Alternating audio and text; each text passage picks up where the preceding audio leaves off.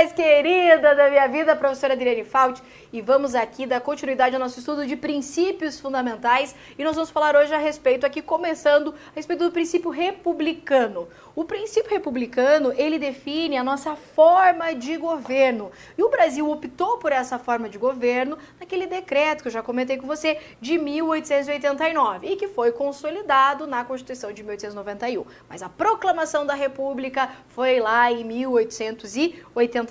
Esse princípio define a nossa forma de governo. E o que é forma de governo? Forma de governo é a relação entre governantes e governados, diferente de forma de Estado. Forma de Estado é a divisão política, a divisão de unidade de poder político em razão do território. Forma de governo é quem governa, como se dá essa relação entre quem governa e os seus governados.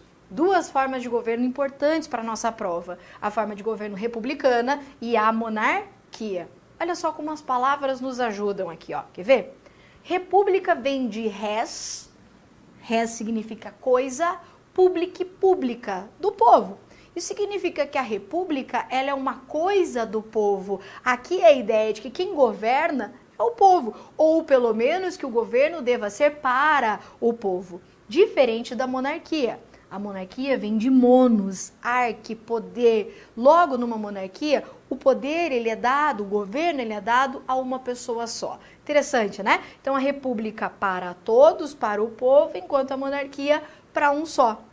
Veja que as características de uma forma de governo se contrapõem às características da outra. Quer ver? Vamos pensar, eu sempre faço assim, tá? Eu sempre penso nas características da monarquia para lembrar das características da república. Quer ver? Pensa na rainha da Inglaterra, tá ligado? A rainha da Inglaterra, né? A diva lá, Elizabeth, você sabe que ela não tem nem sobrenome, né? Porque ela é rainha, não precisa de sobrenome, todo mundo sabe quem ela é. Enfim, a rainha Elizabeth, ela se tornou rainha por quê?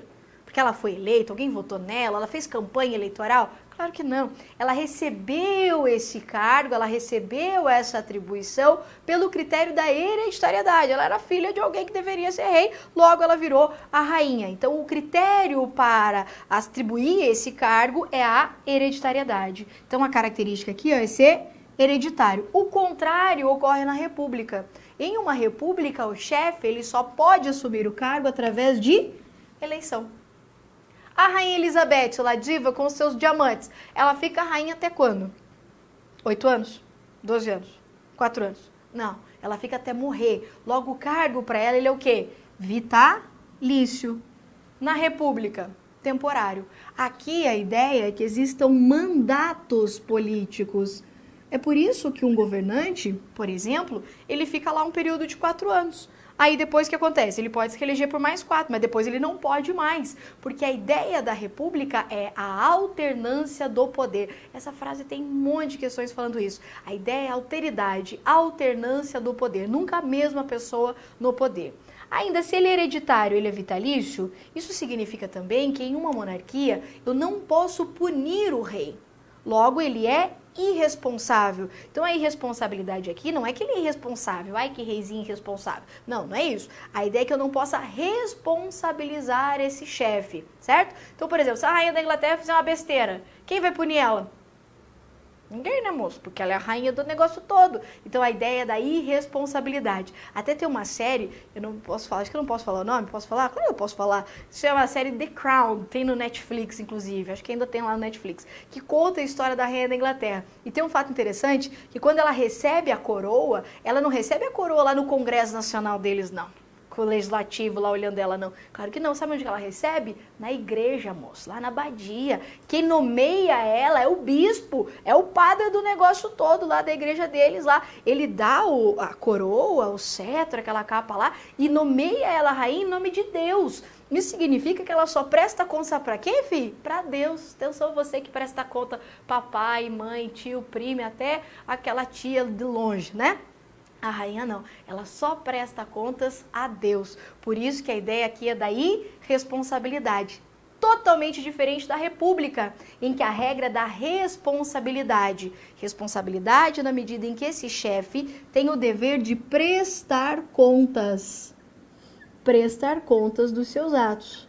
Então não é assim ele faz o que ele quer, não. Ele tem o dever de prestar contas da sua gestão, ok? E ainda eu posso colocar como uma quarta característica aqui da república a ideia da igualdade, e faz todo sentido. Aqui na monarquia, o rei ele é irresponsável, logo ele não é igual a todo mundo, você concorda? Porque na monarquia lá os súditos vão ser responsabilizados, mas o rei não. Então não é todo mundo que é igual, diferente da república, em que ninguém está acima da lei, nem mesmo o chefe da república, certo? Que ele pode ser responsabilizado. Essas são as principais características da república que você tem que memorizar. Agora uma coisa super importante. A república, ela não é cláusula pétrea. O que é isso? Ela não está naquele núcleo constitucional que não pode ser abolido. O que é cláusula pétrea? Eu tenho o modelo federativo, a separação dos poderes, o voto direto, secreto, universal e periódico, e eu tenho os direitos e garantias individuais. Veja que nesse rol não tem quem? Princípio republicano, não tem república. Então seria possível eu alterar o nosso sistema republicano para uma monarquia? E a resposta é não. Não por quê? Primeiro, não seria possível porque o princípio republicano é um princípio sensível. Princípio sensível, previsto lá do artigo 34 da Constituição Federal. Isso significa que a violação da República gera o que nós já sabemos que é a tal da intervenção federal. Como assim, professora? Explica um pouquinho melhor. Se você olhar lá no artigo 60, parágrafo 4º, república não está lá. Mas lá no artigo 34 está dizendo que se um Estado, por exemplo, viola o princípio republicano, a União pode intervir. Então, logo, não seria permitido a alteração da ideia do sistema republicano, da forma de governo republicana. Imagine, por exemplo, um governador que resolve decretar no seu estado uma monarquia. Diz, não, aqui agora no Paraná vai ser monarquia e eu sou o rei. Plim, tá valendo isso aí? Claro que não. É hipótese de intervenção federal. Além disso, a doutrina vai afirmar que, como nós tivemos um plebiscito em 93, eu acho que você deve saber disso, o Brasil ele teve um plebiscito realizado em 93 para confirmar a forma de governo republicana e o sistema de governo presidencialista que foi adotado pela Constituição em 88. Então, lá em 88, os caras falaram assim, vamos ser república e vamos ser presidencialista. E falou, pessoal, daqui 5 anos vocês confirmam se é isso que vocês querem mesmo. 5 anos depois, o povo foi às urnas e falou, queremos que continue sendo república e queremos que continue sendo presidencialismo. Se o povo disse isso através de plebiscito, ele está exercendo aquilo que a gente chama de soberania popular. Então, logo, se o povo disse, nós queremos república, não poderia vir uma emenda constitucional para abolir isso que o povo disse, certo? Então, princípio republicano é cláusula pétrea? Não, porque não está lá escrito isso na Constituição. Mas ele é o quê? Princípio sensível, que a sua violação gera intervenção federal. Mas também esse princípio, ele está consolidado no nosso sistema porque ele foi eleito através do ato de soberania popular.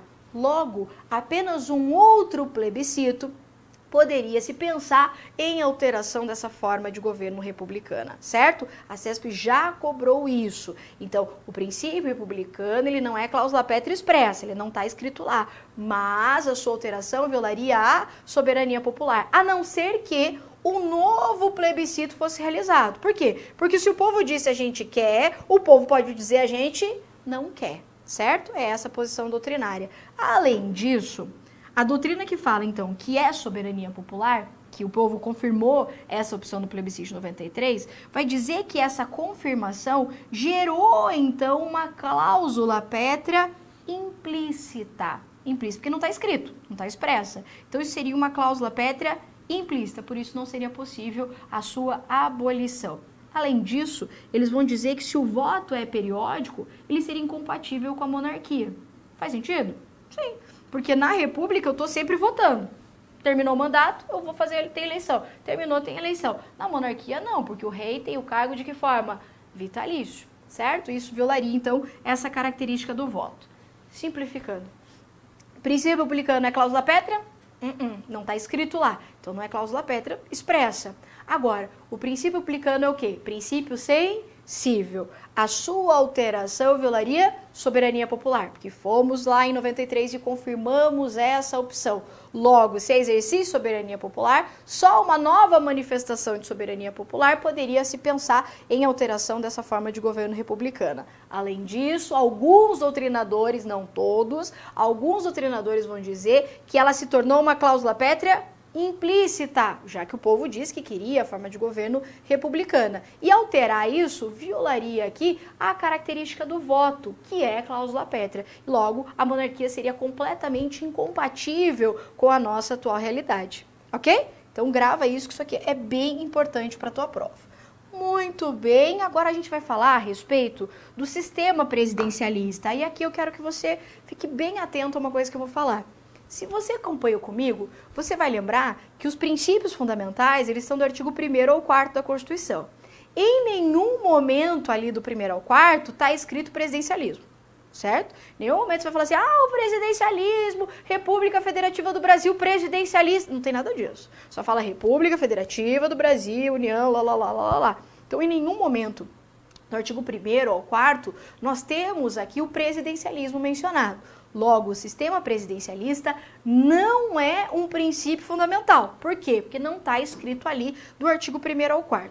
Mas eu, professora Adriane, eu gosto de trabalhar o sistema presidencialista nesse momento junto com os demais princípios fundamentais, porque eles vão dizer como que o Estado funciona. E dentro do sistema presidencialista a gente entende como o Estado funciona, porque esse sistema define o nosso sistema de governo. Então a gente já falou de forma de Estado, falei de forma de governo, nada mais lógico, na minha opinião, do que se tratar de sistema de governo. Só que eu não quero que você erre questão de prova. Então, primeiro, princípio aqui, o sistema presidencialista é princípio fundamental? Não é princípio fundamental. Por quê? Porque ele não está do artigo 1º ao 4º. Mas, didaticamente, eu vou trabalhar ele aqui, até porque não existe um outro momento mais oportuno para tratar ele, certo? E deve ficar um negócio meio que jogado, assim, então por isso eu vou falar dele aqui nessa parte, tá? Então, o sistema presidencialista, que não é um princípio fundamental, ele define o nosso sistema de governo. Sistema de governo, ele vai variar de acordo com o grau de relação entre os poderes legislativo e executivo. Então, a depender como o executivo e o legislativo se relacionam, eu tenho um sistema. Se eles se relacionam de forma independente é um, se eles se relacionam de forma interdependente é outro. Quais são os sistemas de governo existentes? Eu tenho o presidencialismo e o parlamentarismo. Vamos vir para cá. O presidencialismo, que é o nosso modelo atual, ele tem como característica ser unipessoal. O que é isso? No presidencialismo, é a mesma pessoa que é chefe de Estado e chefe de governo. O presidente da República, ele é tanto chefe de Estado, representa o país num cenário internacional, é ele que corta a faixinha nas Olimpíadas, declara abertos os jogos, é ele que celebra lá um tratado internacional, ele é chefe de Estado. E ele é, ao mesmo tempo, chefe de governo, ou seja, internamente é ele quem toma as decisões políticas. Então, o sistema presidencialista tem como característica ser unipessoal, uma única pessoa é simultaneamente chefe de Estado e chefe de governo, diferente do parlamentarismo. Quer ver como fica fácil? Vamos lembrar da rainha lá? Lá na monarquia, nós temos a monarquia lá, britânica, uma monarquia parlamentarista, certo? Então eu tenho uma monarquia parlamentarista. Lá na monarquia parlamentarista, eu tenho a rainha da Inglaterra sendo quem? Chefe de Estado. Então, se você pensa na Inglaterra, você lembra de quem? Você lembra dela. Lógico, aquela coroa brilhando, arrasando lá totalmente. Então, eu lembro dela como chefe de Estado. Ela que celebra tratados, dá tchauzinho com a mãozinha, aquela história toda. Agora, quem toma as decisões políticas internas? Quem vê o que o povo está precisando? Quem visa, então, o atendimento do interesse público? O chefe de governo. Então, num parlamentarismo, eu tenho pessoas distintas aqui, ó. Um sendo chefe de Estado e outro sendo chefe de governo, certo? Então, a primeira diferença. Aqui eu tenho no presidencialismo a pessoa que cumula essas atribuições e aqui eu tenho pessoas distintas. No presidencialismo, a legitimidade do chefe aqui, ela é direta. Isso porque quem elege o presidente da República é o próprio povo diretamente. Apesar de que nós temos na nossa Constituição uma exceção, que nós vamos trabalhar melhor lá no tópico do Poder Executivo, tá? Mas a regra é que no presidencialismo, quem escolhe o presidente é o povo de forma direta. Isso não acontece no parlamentarismo. Por quê?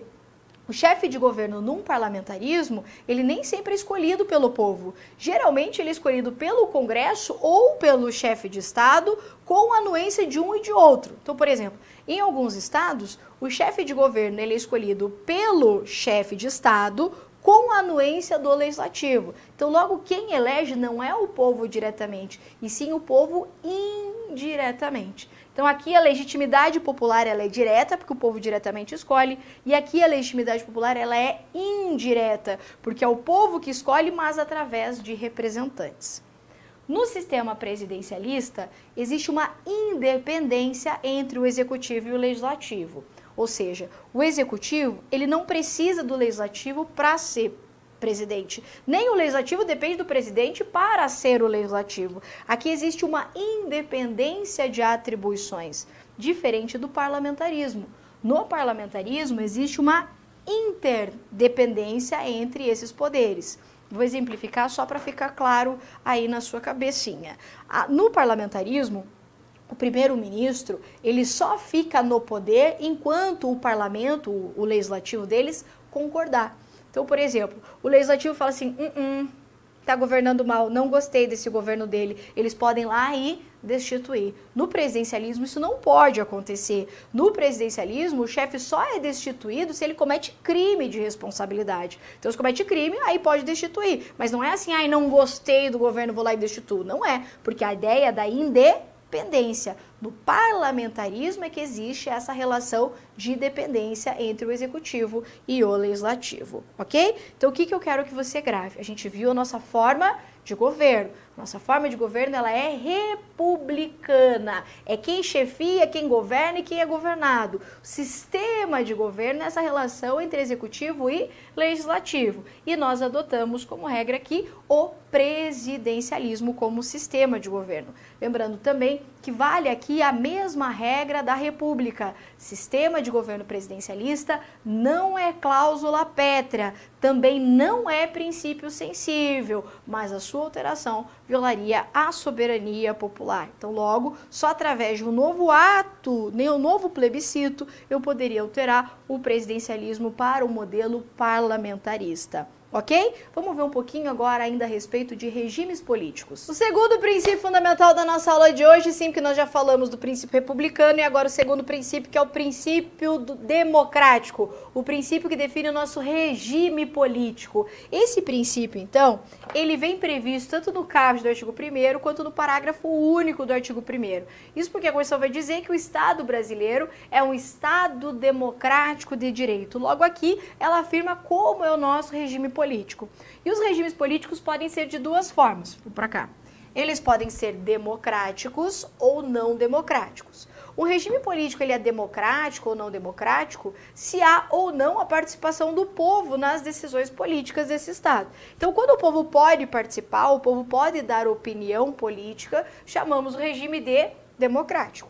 Quando o povo não apita nada, o povo não pode falar nada, aí estamos diante de um regime não democrático, ditatorial, totalitário, certo? Para a nossa aula, o que nos importa são os regimes políticos democráticos. A depender da forma como o povo participa, eu tenho modalidades de democracia. Então, primeiro a gente já sabe que o nosso regime político ele é democrático. Por quê? Porque o povo participa das decisões políticas do Estado. Agora, como que ocorre essa participação? E aqui, a depender dessa forma, eu tenho modalidades de democracia. Quais são elas? Eu tenho a democracia direta, eu tenho a democracia indireta, também chamada de representativa, e eu tenho a democracia semidireta ou participativa. A modalidade de democracia direta é aquela em que o povo diretamente toma ou exige uma determinada decisão política. Então, o povo vai e toma isso de forma direta. Na nossa Constituição, nós temos alguns instrumentos de democracia direta. Esses instrumentos de democracia direta estão lá no artigo 14 da Constituição Federal, especialmente nos incisos, que a gente vai trabalhar bem eles no tópico de direitos políticos. Mas quais seriam os instrumentos de democracia direta? Eu tenho o referendo, eu tenho o plebiscito, eu tenho a iniciativa popular, que é a possibilidade do povo iniciar um projeto de lei, do povo chegar lá perante o Congresso Nacional e falar assim, Congresso Nacional, nós queremos esse projeto de lei, isso é iniciativa popular. E eu tenho também, apesar de não estar elencado no artigo 14, a chamada ação popular. Não vamos confundir ação popular com iniciativa popular. A iniciativa popular é o povo dizendo assim, faz um projeto de lei, artigo, tal, chega lá no Congresso e fala, queremos a aprovação desse projeto de lei. A iniciativa popular é só o povo propondo, não significa que o Congresso vai aprovar aquele projeto de lei, mas é o direito do povo tentar isso, poder participar politicamente. A ação popular é uma ação judicial, é um remédio constitucional. A ação popular, ela visa anular atos lesivos ao patrimônio, à moralidade, ao meio ambiente, coisas que nós vamos estudar mais para frente. A ação popular, então, é uma ação de natureza judicial. Então, aqui é um projeto de lei e aqui é uma ação judicial para anular uma situação específica. Os dois aqui são instrumentos de democracia direta. Então, os dois visam assegurar a participação política do povo, do cidadão, nas decisões do Estado. Existem outros instrumentos de democracia direta, mas, sem dúvida, esses são os que mais aparecem em prova e é suficiente aqui pra gente, tá? Então, instrumentos de democracia direta eu tenho o referendo, o plebiscito e a iniciativa popular e também a ação popular. Além disso, existe a chamada democracia indireta ou representativa. O que é essa democracia indireta ou representativa? É quando o povo elege representantes e esses representantes tomam decisões políticas. Logo, essa modalidade democrática, ela se manifesta através de um processo eleitoral, através de eleição.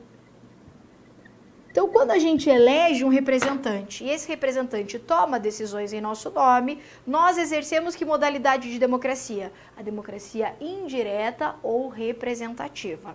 Aí você vai falar, nossa, Pro, que legal, né? No Brasil a gente tem então a direta e a indireta. Exatamente. Então, no Brasil nós temos instrumentos da democracia direta e também temos instrumentos da democracia indireta. Quando um determinado Estado utiliza esses dois modelos, quando eu tenho essas duas modalidades de democracia juntas, nós chamamos isso de democracia semidireta ou participativa. Então, eu posso dizer que a democracia semidireta, ela é um resultado, um produto, uma soma da modalidade direta com a indireta. Então, qual é o modelo democrático adotado no Brasil? O Brasil adota a democracia semidireta, também chamada de participativa. Então, semidireta ou participativa é aquele modelo de democracia que vai conjugar os elementos de uma democracia direta, com essas formas de participação, com elementos da democracia indireta, ou aqui também chamada de representativa, certo? Então, se vier na tua prova, o modelo democrático no Brasil é democracia direta. Não, não é, porque o modelo democrático é semidireta. Mas é semidireta porque não existe nada da direta? Não. É semidireta porque eu tenho instrumentos da direta e instrumentos da democracia também indireta, ok? Esses institutos, como eles funcionam, quando que é feito, como que não é feito, tudo isso nós vamos analisar com mais detalhes no tópico de direitos políticos, tá? Aí eu falei então para você que esse modelo democrático, ele está previsto lá no artigo 1º, no caput, que vai falar que o Estado brasileiro é um Estado democrático de direito, e a modalidade de democracia semidireta está no parágrafo único, lá do artigo 1º, que vai dizer todo o poder emana do povo, que o exerce diretamente ou através de representantes eleitos. Logo, ele consagra nesse dispositivo a democracia semidireta. Muito bem, mas o que significa dizer Estado democrático de direito? É porque eu estou falando Estado democrático de direito, Estado democrático de direito. Mas o que significa dizer que o Brasil é um Estado democrático de direito? E aqui vamos lá. Ser um Estado democrático de direito é uma evolução do chamado Estado de Direito. E aqui eu vou explicar justamente porque eu vi um monte de questão falando a respeito disso. O Estado de Direito é aquele Estado que encontra limites na lei, limites na Constituição. Você deve lembrar que o Estado ele já foi uma vez chamado de Estado absolutista. Existiam as monarquias absolutistas que o rei mandava em tudo, o rei tomava todas as decisões do Estado, ele era absoluto. Ninguém limitava o poder do Estado e o Estado abusava desse poder. Quando o Estado passou a ser limitado na sua atuação, ele passou a sofrer limites pela lei. Então é a lei que diz, Estado, você não pode invadir a casa das pessoas. Estado, você não pode sair matando as pessoas. Eu tenho que ter uma lei que vai dizer isso para o Estado. Quando o Estado ele se submete à vontade da lei, ele então só pode agir na vontade da lei, chamamos isso de Estado de Direito. Então, o Estado de Direito é aquele Estado que se submete ao império da lei, à vontade da lei, de uma Constituição.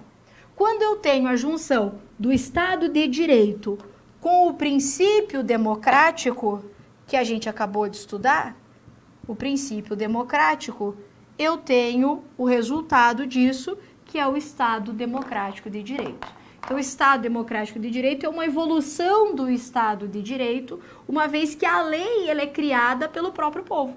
Então, o Estado Democrático de Direito nada mais é do que um Estado que encontra limites na lei, na Constituição Federal e nos valores que ela consagra. Valores esses que são criados pelo próprio cidadão, por aquele que faz parte das decisões do Estado. Ok? Facinho, né? Pra gente gravar, né, a forma de Estado, sei que eu falei de forma de Estado já, falamos de forma de governo, falamos de sistema de governo, falamos de regimes políticos, isso às vezes pode confundir a sua cabeça. Por isso tem um poema, professora? É um poema. Um poeminha que parece besta, parece retardado, você fala, ai, que poema retardado, mas na hora da prova, meu querido, às vezes ele pode salvar a sua vida. Quer ver, ó? Vou recitar, o poema tem que recitar, né? O poema eu vou recitar, peraí que eu vou recitar. E é assim o poema, depois eu explico ele. O Estado fede, a República é fogo, o presidente é sistemático e o regime é democrático. Ah, ficou bonito aqui! E o que significa isso? Olha lá, o Estado fede, lembra de forma de Estado? A forma de Estado, ela é o quê? Federativa. A República é fogo. Lembra que a nossa forma de governo, ela é o quê? Republicana. O presidente é sistemático. Por quê? Porque o nosso sistema de governo é presidencialista. E o regime é como? Democrático. Daí você tem que lembrar que a democracia é semidireta, porque você tem que lembrar de alguma coisa também. Não dá pra gente resolver tudo aqui na sua vida, né? Então vamos lá. O Estado fede de federalismo, forma de Estado. A República é fogo, forma de governo republicana. O presidente é sistemático de sistema presidencialista e o nosso regime político, ele é democrático. Parece besta, parece tonto, mas vem lá na prova assim. A forma de governo adotada no Brasil é a federativa. Errado, porque não é a forma de governo que é federativa, é a forma de Estado e coisas desse tipo, ok? Vamos resolver a questão para ver como que isso finalmente cai na nossa prova. Vamos lá para a nossa primeira questão que diz assim, ó. A eleição periódica dos detentores do poder político e a responsabilidade política do chefe do poder executivo são características do princípio republicano. Aqui tá certíssima. Vamos lembrar lá? Lembra que a gente falou que numa república eu tenho como características a eletividade, ter eleição, ser periódico e também falamos da responsabilidade, certo? Então ele colocou aqui algumas características, certíssimo. O Brasil tem por forma de governo a república e adota como regime político a democracia, na sua forma semidireta. Não é exatamente isso que a gente falou? Forma de governo republicana, regime político democrático na modalidade de democracia semidireta. Certinha. São sistemas de governo parlamentarismo e presidencialismo. Também está certo, aqui ele nem entrou em detalhes nem nada, também correta. A expressão República Federativa enuncia respectivamente uma forma de governo e uma forma de Estado. Vamos ver? República, lembra que ela é fogo? Então ela é forma de governo. Federativa, a gente viu que é a nossa forma de Estado. Estado. Então tá certíssima. De acordo com a Constituição Federal, a forma de governo republicana no Brasil é considerada cláusula pétrea e não pode ser modificada por emenda constitucional. O que a gente viu? Que a forma de governo republicana não é considerada como cláusula pétrea. Não está escrito isso lá no artigo 60 da Constituição Federal. Veja como a CESP cobre isso aqui. República é uma forma de governo fundamentada na igualdade formal entre as pessoas, na qual o poder político é exercido por meio de representação, em caráter eletivo e por um período determinado de tempo. Lembra nas características que eu falei a respeito da igualdade? Que eu falei igualdade perante a lei, trata-se de uma igualdade formal. Ele é exercido através de representantes, eleição, fala aqui do caráter eletivo, e por um período determinado de tempo, ou seja, ele está falando da característica de ser temporário. Veja todas as características que a gente trabalhou, por isso certíssima essa questão. O regime político adotado na Constituição Federal caracteriza a República Federativa do Brasil como um Estado democrático de direito, em que se conjuga o princípio representativo com a participação direta do povo, como, por exemplo, por meio do voto, do plebiscito, do referendo e da iniciativa popular. O que ele está dizendo?